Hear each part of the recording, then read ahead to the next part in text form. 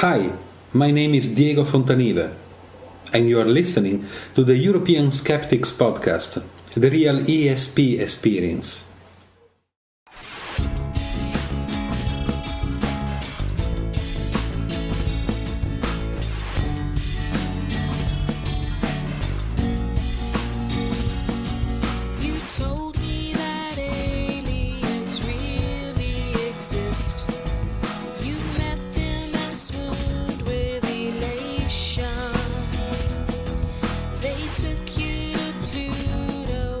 You're listening to the ESP, the European Skeptics podcast, an independent weekly show in support of European-level actions within the skeptical movement.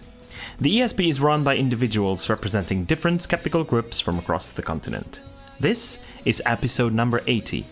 I'm your host, András Pintér, and joining me for the show are my co-hosts Jelena Levin and Pontus Böckman. Sziasztok! Всем привет!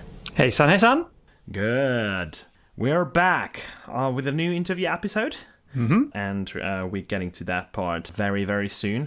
But first, how are you guys? Very well, thank you. Everything's Indeed. super duper. Everything is going okay. Mm-hmm. Do you remember my call for invitations to speaks around? And apparently, we might get an invitation from Germany. So good news. Very good, very nice. Susan, myself, and hopefully a bunch of skeptics in the area. Mm-hmm. I'm not going to reveal any details just yet because it's all in the making. So it might not even happen. But it looks very promising. I am working actually on a prelude to your skeptical trip with Susan. Yeah. Okay. So of course, I think I can say it here now. It seems 95% certain that Susan Gerbic and Mark Edward will come to Oslo a week before the European Skeptics Congress. They will have a Skeptics in the Pub meeting there. Then they will go to Stockholm and do another one there. Then they will go to Copenhagen and have one there. Then they will come over here to Malmö, where I live, and have a fourth one there before they go to the European Skeptics Congress. So Susan will really do Europe this year. Amazing! Yeah. That's amazing. And are you going to be following them? I know. At least for the Copenhagen and Malmö part? Copenhagen and Malmö, I think so, yes. Okay, Malmö, good. Absolutely. Copenhagen, I believe so. Wow. Lucky you. Mm-hmm. Wow. It'll be great. Amazing. There Fantastic. you go. Brilliant. Susan is pretty lucky to do that tour. Yeah, absolutely. Yeah, and I'm really hoping for her to be able to gain a lot out of this in terms of new editors and new people to work with. And I can also say that the Swedish skeptics have now put out their procedures or so for how to get a free ticket to the European Skeptics Congress. It's all up there. Anybody can apply. You have to be a member of the Swedish Skeptics. We talked about that before.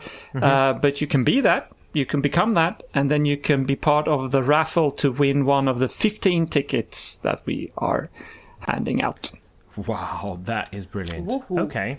Indeed. Is it for the whole thing or for the it's Congress only? It's for the whole Congress, of course. We 3 of the tickets will include a gala cruise on the river, and the other 12 will be only for the actual Congress. But if you win one of those, you can pay the extra 50 euros and then join the gala dinner or gala cruise if you want to. So Yeah, and you're still better off than paying for the whole thing yourself. Yeah. Oh, absolutely. Wow.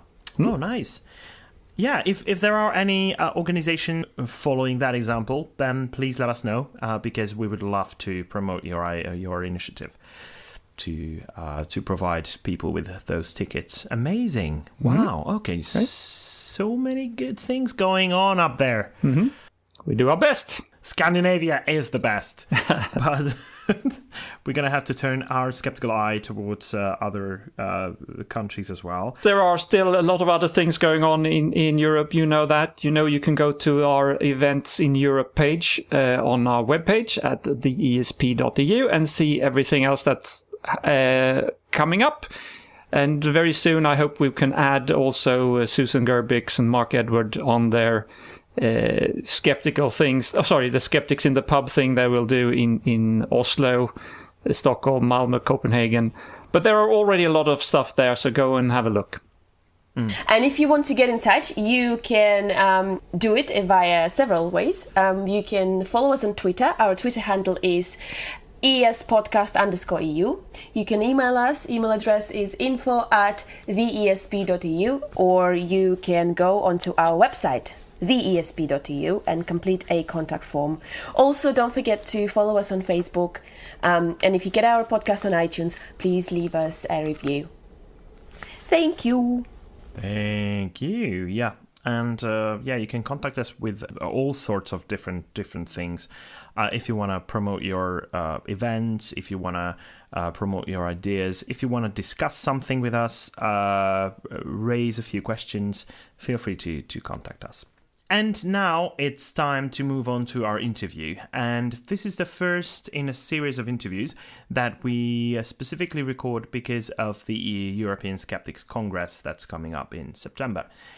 And we would like to give a chance to our listeners to get prepared, to familiarize themselves with what's to be expected at the European Skeptics Congress. And of course, there are a couple of interviews that are already available with people who will be speaking at the Congress. The names that you will already be able to find are Sanal Adamaruku, Ovidiu Kovaciu, Sophie Wanturnut, Susan Gerbic, Massimo Polidoro, Deborah Hyde, and James Randi. But we will be recording interviews with hopefully all the speakers of the European Skeptics Congress in the coming weeks and month. The first of which will be with Diego Fontanive from Italy, but he currently lives in Lisbon, Portugal, actually. And he's the founder of the EOF project, and among the other things, we'll be talking about that. On every other episode, we usually interview a person representing an organization or project, either from a certain European country or stretching across borders. In the next couple of months, in anticipation of the upcoming 17th European Skeptics Congress, we'll interview speakers of this exciting event and try to help our audience familiarize themselves with their work prior to this international convention. This week, our guest is Diego Fontanive, who's the founder of the EOF project that aims to understand our epistemic acceptances. He's also the creator and tutor of the critical thinking course All in the Mind for the Cambridge e-Learning Institute and the board director of the Atheist Alliance International. At the 17th European Skeptics Congress, he will give a talk with the title Metamimetic Thinking and Skepticism as a Meme. Diego, welcome to the show. Pleasure. First of all, the EOF project, by that name, I don't think anyone will be able to figure out what it's all about. So, who else would be best to ask about it than the founder himself? So, would you mind telling us what the project is all about and how it came to be? Yes. So the project came into being as an idea, let's say maybe probably 10 years ago. And the idea was mainly an inquiry about the state of critical thinking nowadays. There are several unbiased studies that actually prove that even students that study critical thinking at the university, the percentage of the students that actually understand what critical thinking is all about is incredibly small. We are talking about less than the 20%. And the students that actually apply the critical thinking skills in their actual daily life is even smaller than that, which is like an indication that the way critical thinking is delivered properly doesn't really quite work, because it's mainly delivered as a form of learning, but there is not really much like an attempt to understand and then to apply what critical thinking skills are all about.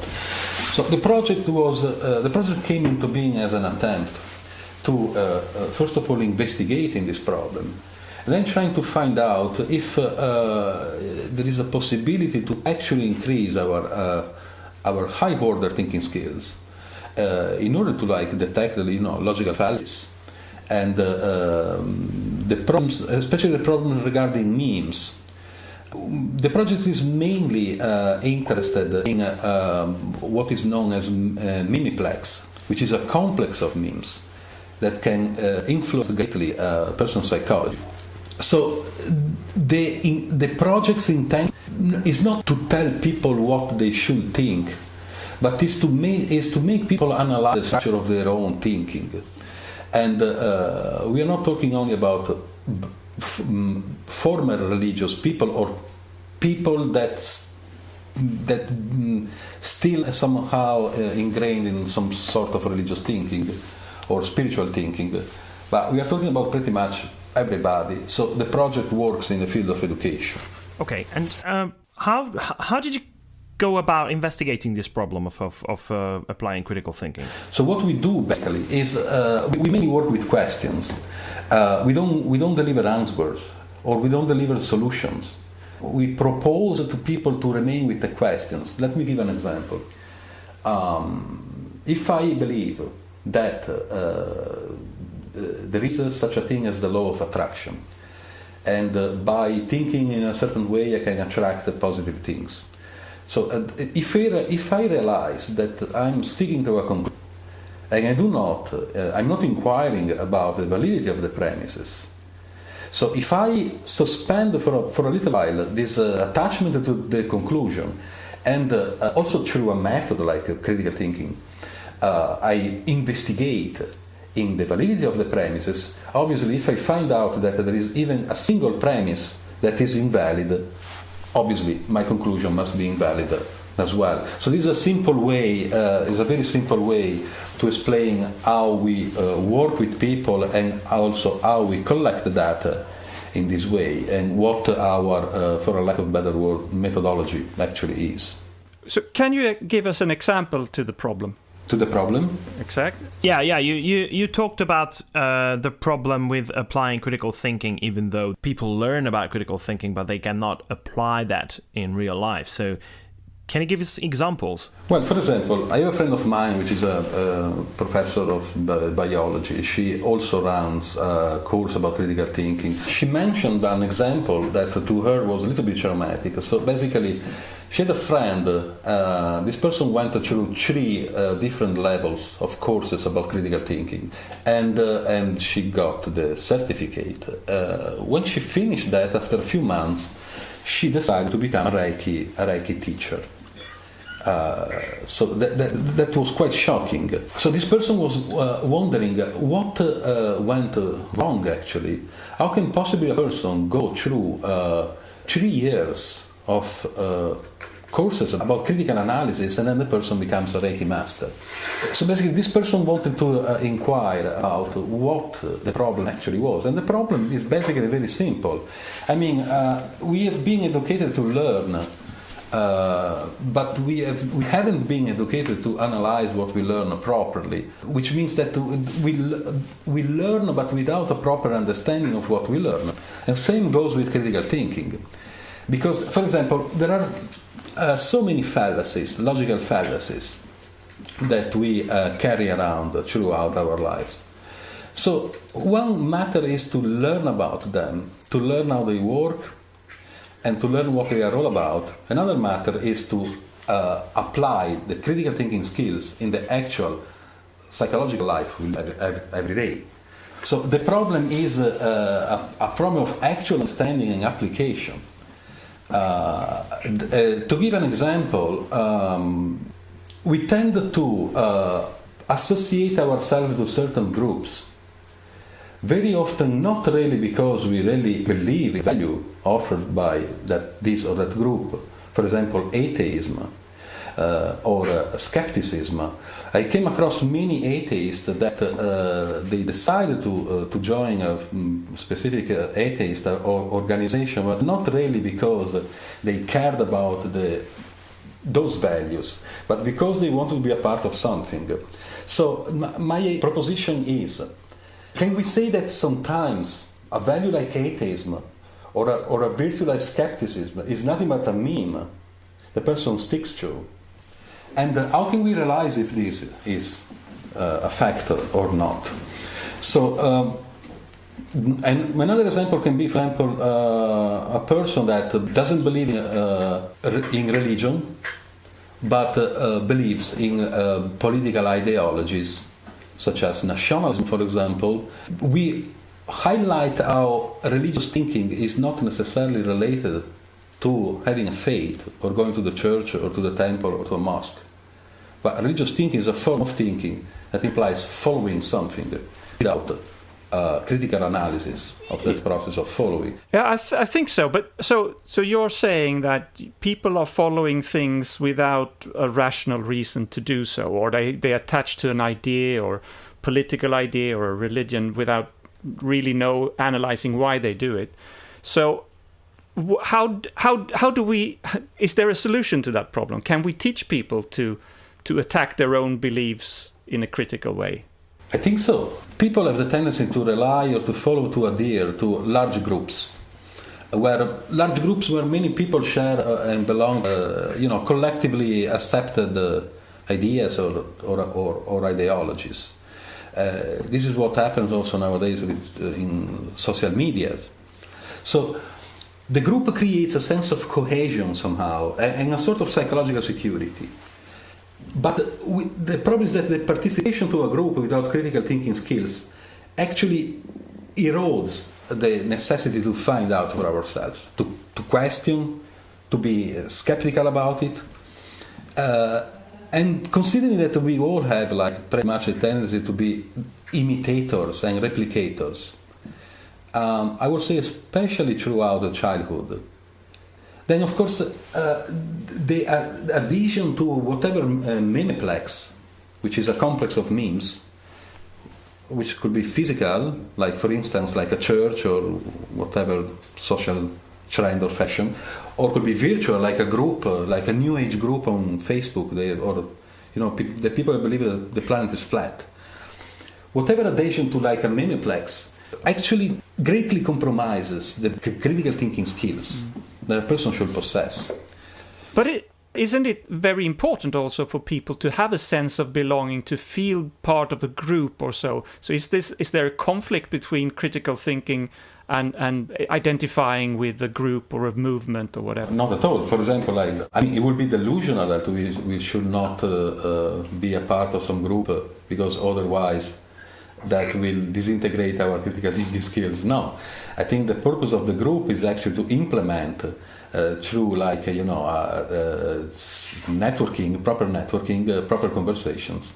But the point is, does the person join a group out of, as the first priority, the desire to be a part of something, and therefore to have some sort of identity, or does the person join a group because the person believes that there is something good in that group, but the person, throughout the process of joining a specific group, the person keeps a proper critical analysis of what the person is doing. And usually that's not what happens. I came across many atheists that they are not aware that they are not atheists at all. There is a president of a quite important atheist organization, and this person doesn't believe in God, but the person believes in fairies. So I'm not sure that, what does it mean to be a part of a group exactly? A group that shares particular values. Also, skepticism. Does it mean that we are a part of another ideology, or a meme, a miniplex, and therefore we are conditioned by it, and therefore we are limited by it? Or it means that we are trying to inquire together, so to grow a progress in our psychology, and therefore collectively. So the problem with atheists, for example, I am in this organization, which is an atheist organization, but I personally do not quite like to call myself an atheist, because it's mainly a category. I understand that we do need categories, but it's a little bit limiting, because there are many atheists that they call themselves atheists, but they apply religious thinking on something else. Let me explain what I mean by religious thinking. Religious thinking is not necessarily related to a deity, like following some holy scriptures or some gods or some spiritual stuff. Religious thinking is a cognitive modality through which a person follows without questioning. For example, there are people that are willing to camp when a new iPhone is about to be released. I remember in China that probably a couple of years ago there were people camping for a couple of weeks. So in order to buy. So you mean that's a dedication that is not rational? It's almost like a religious belief, or it's the same kind of thinking. Yes. It is not about deities, of course, but it's a glorification of something and a veneration of something without a proper analysis of the behavior which is behind that. So, or for example, nationalism could be a form of religious thinking. There are people that are willing to perform plenty of irrational activities just out of their faith for their favorite football team. And not to mention to hurt other people because they belong to another football team. So we see that how the mimetic thinking is not only something that belongs to religion or spirituality, New Age. It's something that we all have, more or less. A form of mimetic thinking could be like the dependence of some sort of OCD necessity of cleaning the house. There's another form of religious thinking.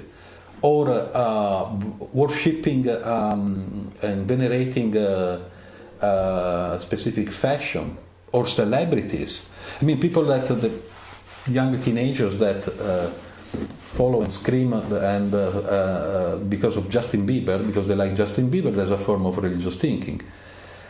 If we, on a little bit more spectacular scale, if we compare a big religious ceremony and with a Stalinistic parade, we can see that there are different beliefs, but the behavioral structure is pretty much the same. So if we take, for example, big ceremony in India, Hindu ceremony, we have big pictures, big decorations, a lot of people, they follow the same path. And if we compare this with a Stalinistic parade or North Korea parade, we can see there are different pictures, different objects. They don't worship a god, they worship ideology. But the cognitive and behavioral structure of it is the same. Yeah, no, I understand that. So what would you say is the solution to this? How do we change people's behavior or people's tendencies to fall for blind worship, whatever, if it's an iPhone or a deity? Well, I don't think we can really change people's behavior, especially when people are too much ingrained in their beliefs, in their memes. That we cannot change the way of thinking that a jihadist person has. I think there is no way. When a person is, especially when a person is Muslim, that's very difficult to change because Islam does not admit any reforms. It's quite actually clear. They should not even think about reforms. So we do not change our mind, but if we want to talk about a solution, I guess that the only solution we have is education.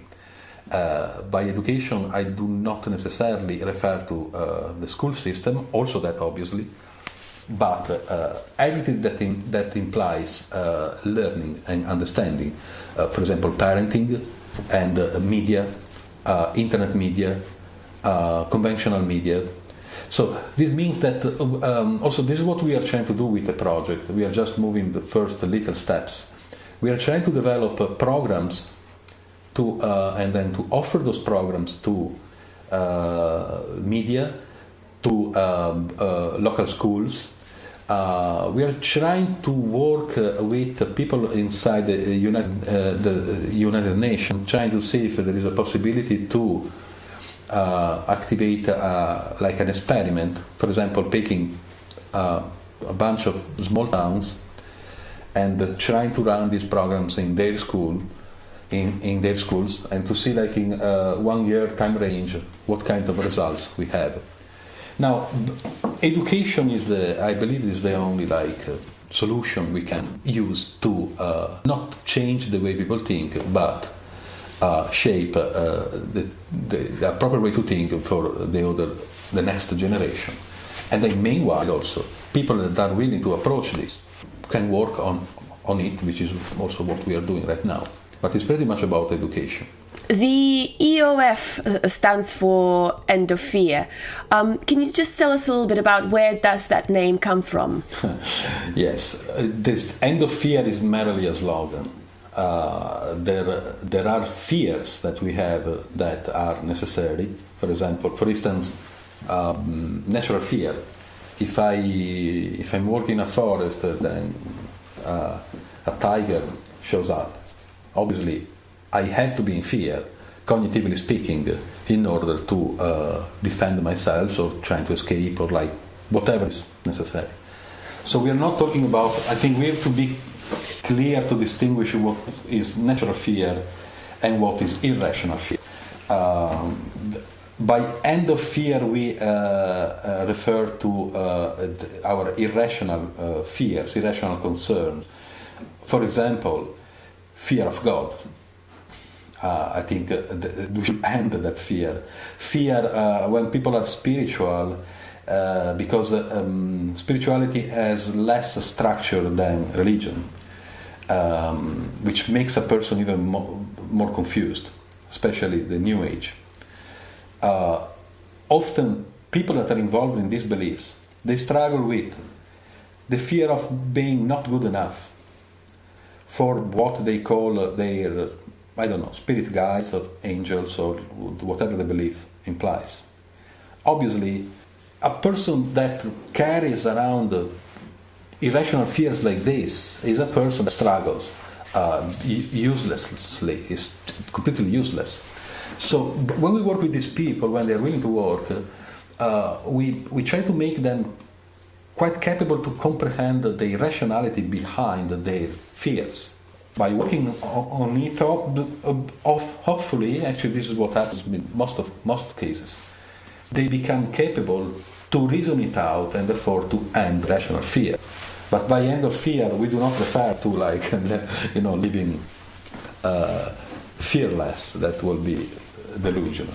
So it's basically that fear can lead to the completely irrational decisions and people joining irrational movements. So out of fear, and this you've mentioned nationalism and xenophobia and that kind of thing. So a sense of belonging to a group, but we can fear anything that is outside of our group's focus and our group's. Pretty much, but let me say something. When people join whatever spiritual belief, or maybe a spiritual cult or like sect or like gurus, there are so many gurus nowadays, especially online on YouTube, and many new sects and new cults, and they are pretty much all similar. But we are investigating what is the reason why a person joins a spiritual group exactly. Is it really because the person wants looking for some sort of enlightenment, some revelation? I don't think that's true. I don't think that those people really care about becoming enlightened or becoming like their gurus are. I don't even think they're looking for some sort of liberation. I think that what they're searching is a sense of security, which is completely fallacious, but they don't care about it. I lived in Bali, Indonesia for 5 years. So I lived in the cultural center of Bali, which is a mecca for New Age people, Western New Age people. It's pretty much like Hawaii, probably worse. So I came across plenty of them, and I try to study them. So basically, I believe that the reason why a person clings to a spiritual belief is because the person is confused. I mean, India is the homeland of spirituality, because India is the homeland of confusion. I've been there as well. But it's not. I don't want to offend anybody, but that is a matter of fact. So there are parts of India where you have a guru every 50 meters.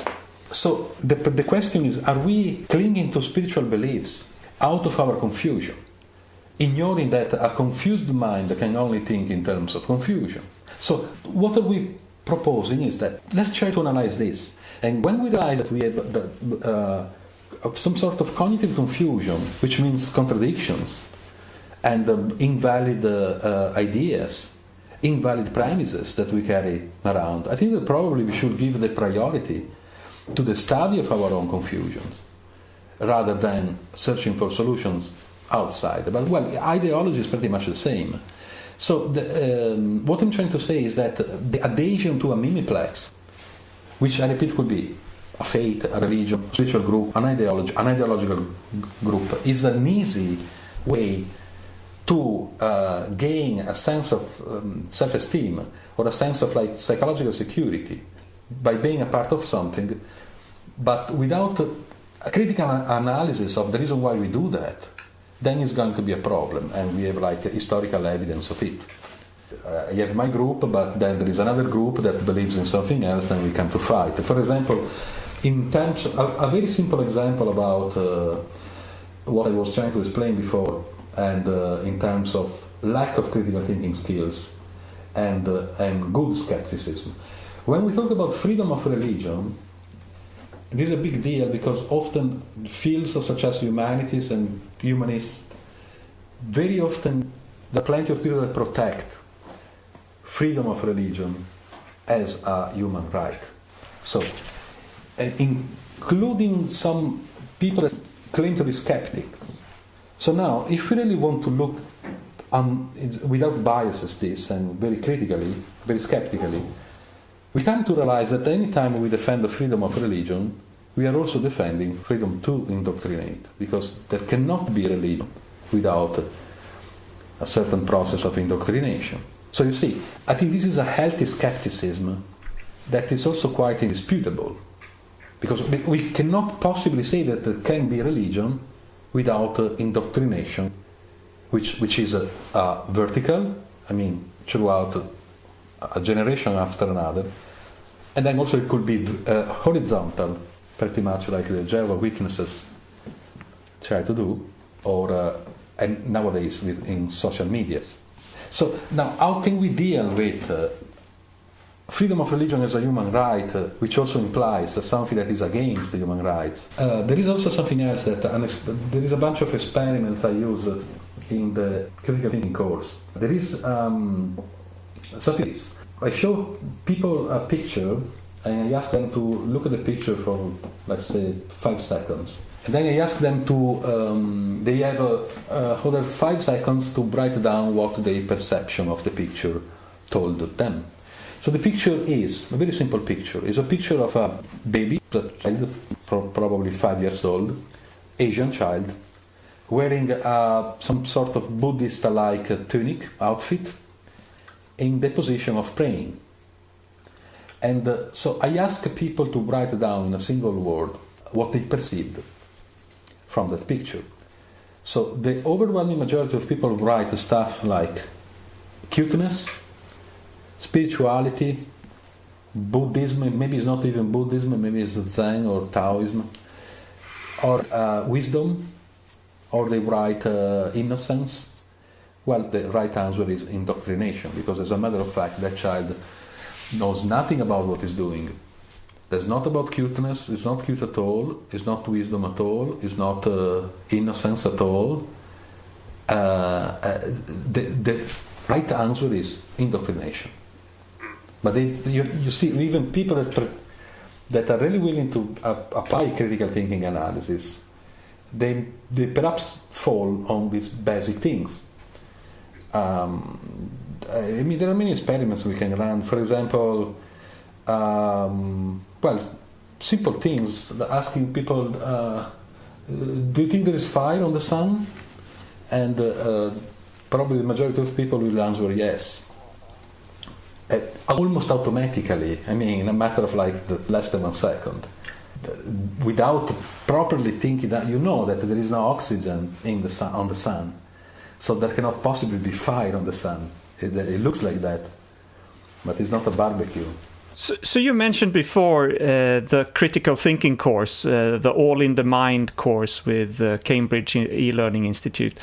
What is the focus of that, and who is it available to? The first part is a basic critical thinking course, so the basis, like the analysis, how to theorize, how to understand an argument without arguing, and all the methodologies about critical thinking. The second part is more about, it goes more into like mimetic thinking, cognition, which is thinking about our own thinking, and mimiplexes, and how mimiplexes greatly affect the way we think.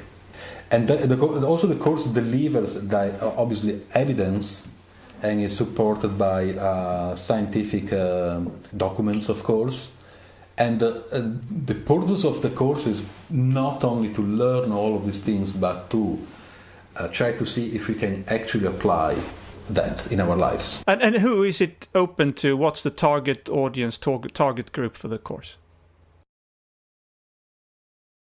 Oh, well, but, obviously it doesn't work with religious people or people that are looking for some spiritual path or spiritual revelation. The target is people that are willing to investigate into these things and trying to raise a element in their own mind and also their behavioral lives. We mainly have, could be professionals. There are people that are trying to recover from their former beliefs. But most of those people are actually spiritual people more than religious people. And but then we have pretty much all sorts of people at different ages, like different countries. But obviously, it doesn't work for a person that doesn't want to change. It's funny enough that we had some cases that people that they contact us because they wanted to work with us about their irrational fears. And funny enough, these people, the reason why the people wanted to comprehend their fears, for example, fear of speaking in front of an audience, is because they wanted to teach to people properly astrology. So they believed in astrology, so they were not capable to comprehend what we are doing. They developed this idea, okay, if I do that, I will have no problem to teach astrology to my clients. Ironic. Yes, so then obviously when they understood, I think usually it takes probably 1-2 months, then they obviously disappear. And not only that, we have plenty of people that try to disprove us and say crazy things, but that's quite typical. When you highlight beliefs, then people fight back. Often in very ugly ways. I have plenty of emails like death threats and stuff like that, or saying you are delusional. It's funny when people accuse me to be a psychic vampire. Don't know quite what that means. What do you think makes this course different from other courses, particularly those that you think might not be effective in teaching people how to think critically? Yeah, that's a good question. There is a problem. Probably lots of courses about critical thinking. They are very well done, very accurate. The problem is that critical thinking alone, it is very technical, and it doesn't quite work if it's kept alone. Critical thinking applied together with metacognitive thinking skills, metacognition, and with memetics also. So metacognition is the study in the structure of the way we think. There cannot be efficient metacognition without critical thinking. There cannot be productive critical thinking without metacognition. And also we applied it together with memetics, so the study of memes, the study of mimiplexes. Starting, for example, the first mimiplex we went through is our family.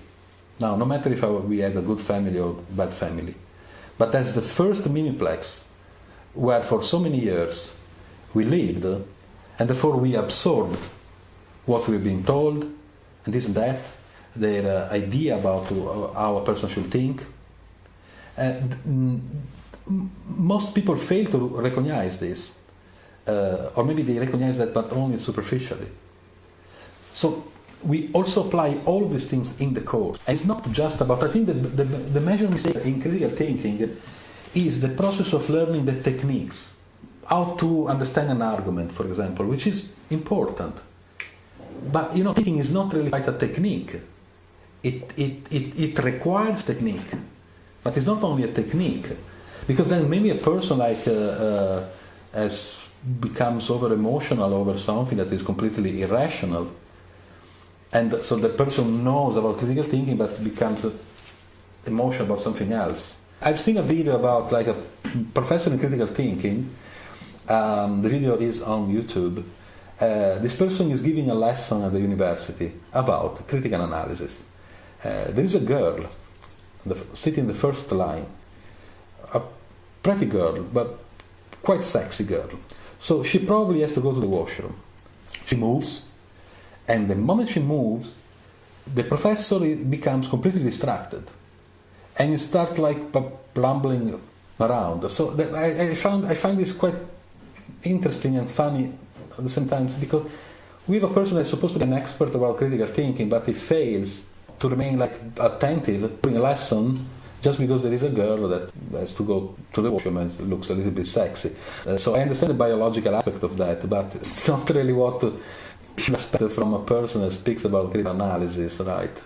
I personally had plenty of examples about people that know about critical thinking, but they know nothing about metacognition.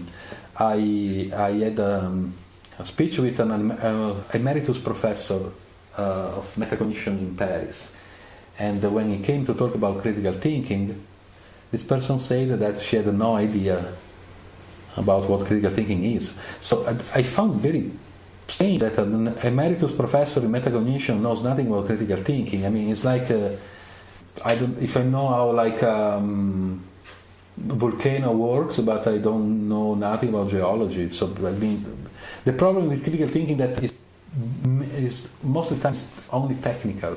So it's about learning, and it's not about unifying together different fields of study.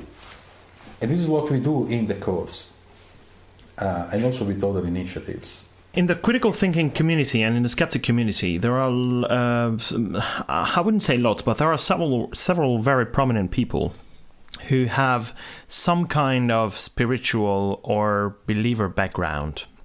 One of the examples, and she will be talking at the European Skeptics Congress herself, and thus we are planning to interview her, Susan Blackmore.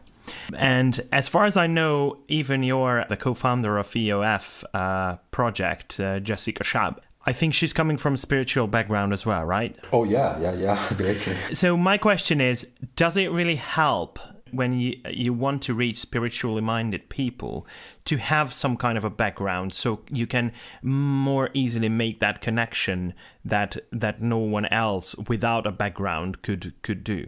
Yes, I believe so, because it's like kind of speaking the same language. So I don't have a spiritual background, but I see people that had a background. It's easier to them to engage. People that are at least willing to talk about this idea of like spirituality.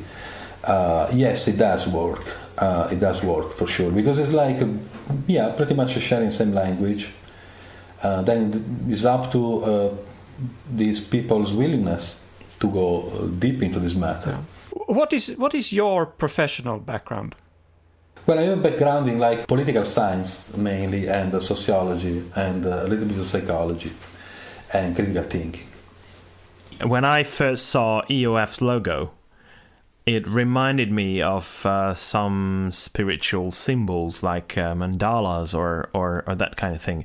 Is that real, and is it intentional? I tell you what. Well, first of all, it's no longer the actual logo. Okay. That logo was the I Ching, which is yes, it is a little bit spiritual. Also, it has been like involved with Carl Jung and stuff like that. But let me say something strange. For a very long time, probably years, I tried to play a trick when the EOF project was not, let's say, consolidated as a project. It was mainly like an idea and going around on, especially social media. I wanted to play a trick, also to see how people were reacting, and specifically targeting conspiracy people and spiritual or New Age people more than religious people. So I tried to, even if I don't have a background in spiritual stuff, I tried to talk a little bit with their language. So delivering something that is completely mumbo jumbo, and pretending to appear like if I believed in that. So not really too much mumbo jumbo, but enough mumbo jumbo, like, you know, for example, talking about vibrational field and all this sort of stuff. So nonsense. But together I also used to mix together with like unbiased proposition to inquire about beliefs, about this and that. So I intentionally did that to create a little bit of mystery, so to make these people a little bit more comfortable and to see how far they were willing to go with the rational comprehension and skeptical analysis of these things. I think that was probably a little bit dishonest, but this is also what James Randi did, by the way, in another form. I think that the problem with skepticism is that when we say that's crap, that's nonsense, that's delusional, when it is really delusional and it is really nonsense, this approach can represent a problem because we only attract people that are on the same line with us. But we discharge people that perhaps are a little bit willing to inquire, to question, but when we say something like this that's completely delusional, then those people do not even try to give it a try. This is also the point of Susan Blackmore. If you say that the totality of spirituality is delusional, which is something that I actually agree, but if you say that, you do not really approach those people that are involved somehow in some spiritual idea, but they are also willing to question it. So it's too much to them. I believe that we should speak a little bit their language without implementing their gullibility, of course. To my mind, the totality of the concept of spirituality is nonsense, because there is no such a thing as a spiritual person. There is no such a thing as a spiritual experience. I had a meeting long ago that was like a conference. There was like a neuroscientist that was actually defending the existence of spiritual experiences. And what I asked him was, but why are we calling them spiritual experiences just because it's romantic, it appeals to us? Why don't we call them just high emotional experiences? Or maybe for a little while. I know it's less cool, it's less romantic.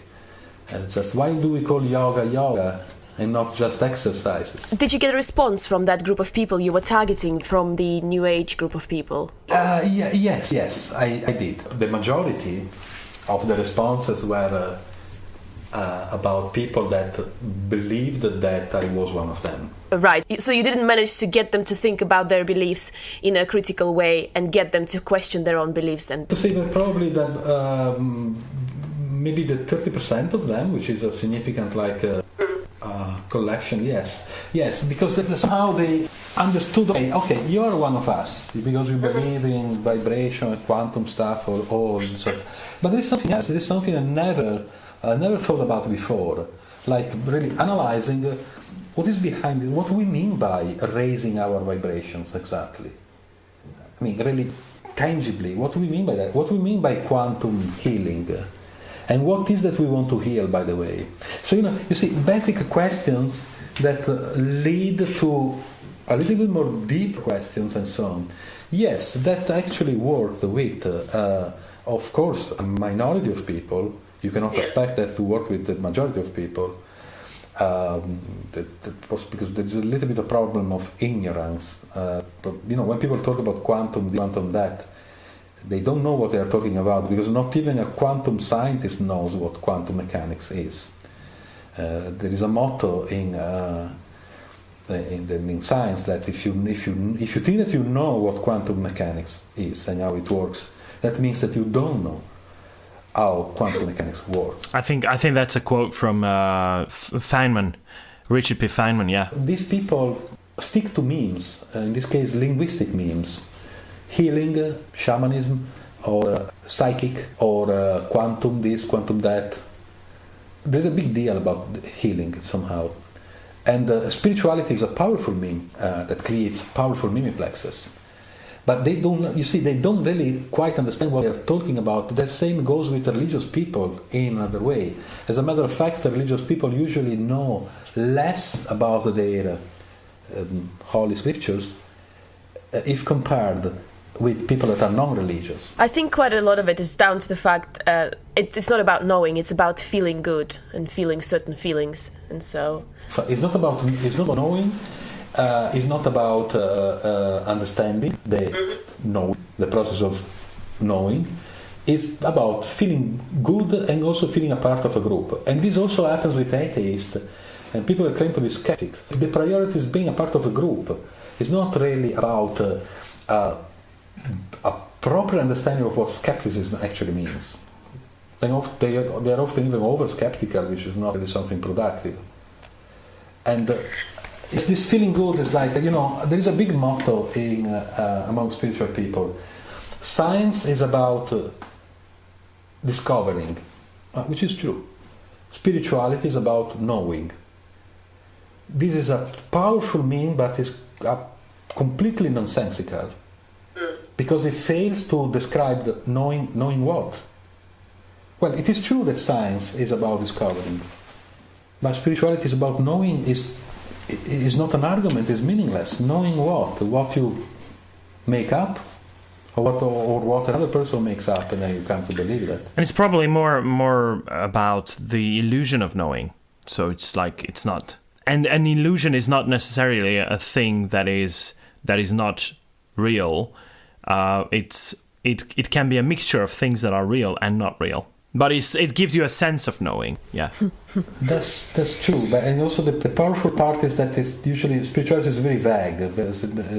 While religion at least is more structured, and people know what they are supposed to do. So I have to go to the church. I have to open the Quran and read a little bit. I have to pray. What to do. But spirituality is not like that. It's pretty much without any structure.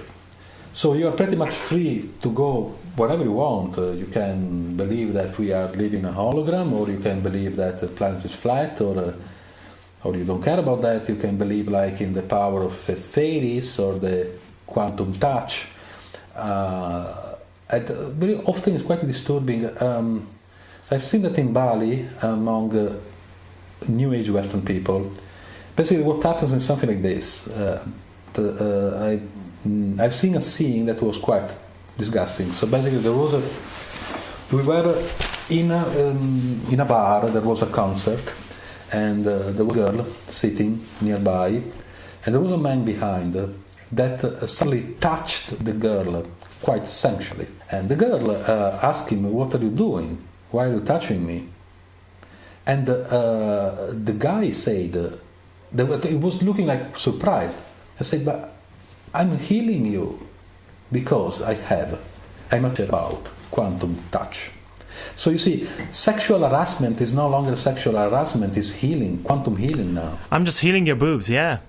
Oh my God, this is so terrible. Never heard of that before. And then the problem is that those people that girl was so confused, and obviously she was there looking for some spiritual revelation, whatever.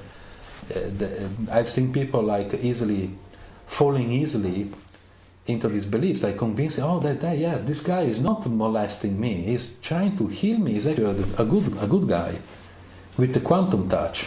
Yeah, why is it always men who come up with these horrible ideas?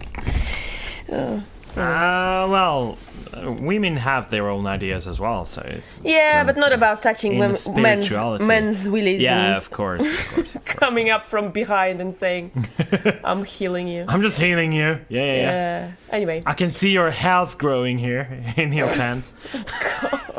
If that girl had but proper critical thinking skills, then a person like that would almost immediately highlight what the premises behind that are. So, are the premises valid? Is this guy really capable to heal quantumly? And by the way, why me? Why not? Why me? That's maybe a pretty girl and not like the old lady in the corner. Yeah. Yes. You see, by having this immediate critical understanding of things, we really can prevent plenty of problems. We can prevent gullibility. We prevent very ugly situations. I heard the people have lost everything because of this, the engagement with the spiritual beliefs. I've seen couples, Western couples in Bali. They had children 2-3 years old, and they wanted their children to perform a meditation and yoga, and including colonoscopy every week. And the problem is that there are no authorities in Bali. You don't go to the police and they don't care. So they are pretty much free to, and they think they are right. They think that's the spiritual way. They are absolutely right in doing that, and everybody else is wrong. So you see, the problem is that spirituality is taking too much. I think we are underestimating the dangerousness of spiritual beliefs. It could be very dangerous. Could be actually very dangerous, and also not to mention how often a mimiplex, a spiritual mimiplex, becomes more and more institutionalized and becomes a cult or a sect. And the problem is serious. I repeat, also because it enters in the field of psychotherapy. There are many psychologists, many psychotherapists, certified psychotherapists, that talk about angels or the healing power of crystals, or the healing power of yoga and the cleaning the soul, all this sort of nonsense. Mm-hmm. So, can you tell us about what you're currently working on, and how can people find out more about your work? You can check out the main website, which is eofproject.org, and there is a little bit of description. We are working with people also one-to-one. We are working with a course. We are developing another course. We are also working, we are realizing a documentary which is about metacognition, critical thinking and analysis of belief systems. The documentary is called All Is Not Well. I think you can find the trailer online. When is it going to be out? No, the trailer is out, but we are currently working on it. I think Susan Blackmore, by the way, will be in the documentary. She just accepted because we had a chat a couple of days ago. She's quite enthusiastic about it. And then we are working with other projects that are this a little bit long term. The programs for schools for the UN I was talking about earlier, and we have a project, but this is just an idea for now, about creating an app based on artificial intelligence, an app capable to detect, to make a person capable to detect logical fallacies in every sense throughout the daily life. And I think it could be very, very, very, very interesting to have an app that does that and not a person, because often when it is a person that highlights another person's logical fallacies, usually what happens is that the other person engages what is known as ad hominem fallacy, which means the person attacks the speaker without refusing to approach the arguments. But if it is like a computer machine that does that, then there cannot possibly be ad hominem fallacy. But probably the person will listen a little bit better.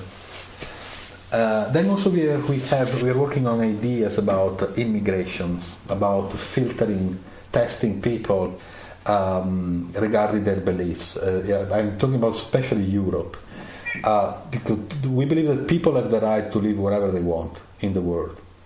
Beliefs have not quite the right to migrate and to establish themselves in other parts of the world. By beliefs I mean like dangerous beliefs. But this is a little bit of delicate matter that goes back to freedom of religion. I think we should not promote freedom of religion. I think we should promote critical thinking about freedom of religion, because as long as we promote and we glorify freedom of religion as a human right, I'm afraid so long we will keep ignoring that that's against human right. When we talk about freedom of religion, we talk about the allowance, we talk the possibility to allow people educating their children about things like, for example, that the crime of apostasy must be punished with the maximum penalty, with death. That's nothing to do with freedom. Has nothing to do with human rights. Sorry. So, but mainly now we are focused on working with people in the course, their documentary, and this is the priority we have right now. Then we have other projects. All right. And if someone will be at the 17th European Skeptics Congress, they can listen to your talk as well, which will happen on Saturday, the 23rd of September, yes, in the morning. And in the afternoon, early afternoon, actually starting at noon, you're gonna be on the panel that I'm chairing as well, which is a science, pseudoscience, and media debate panel. Looking forward to meeting you there. And thank you very much for coming on the show. Okay, thank you so Thanks much. a lot. Okay. Thanks for your time. Thank you. Pleasure. Yeah, wonderful. Thank you. Bye-bye. Bye-bye. Thank you all. Bye. I think this has been the most philosophically loaded interview we've ever done. Some good ideas there. I can certainly get behind the fact that some of the fears that people have are irrational fears, and they drive the behavior, and they can drive some bad behavior. And so educating ourselves about our biases is always a good thing to do, and logical fallacies and just fallibility of our brain in general. So Yeah, it'll certainly be very interesting to meet him in person during the Congress. Yeah. And I do subscribe to this notion that we need to understand our waves of thinking and how our minds work. And that is something that many psychologically trained people and researchers of psychology do as well. But we have to put all that together and try to understand why we do certain things and why we think in certain ways. So I think the key is to make it absolutely clear to everyone. and and to reach as many people as possible, I guess. Yeah. All right. So next time we're gonna interview someone else. We are trying to find the right time to record interviews with people, but you can expect some other very interesting topics. That means that today's show is coming to an end. So I'd like to thank both of you, Jelena and Pontus, for joining me today. Thanks, guys. Thank you very much. Thanks. And until next week, when we come back with our new segmented episode, goodbye. Bye. Bye-bye.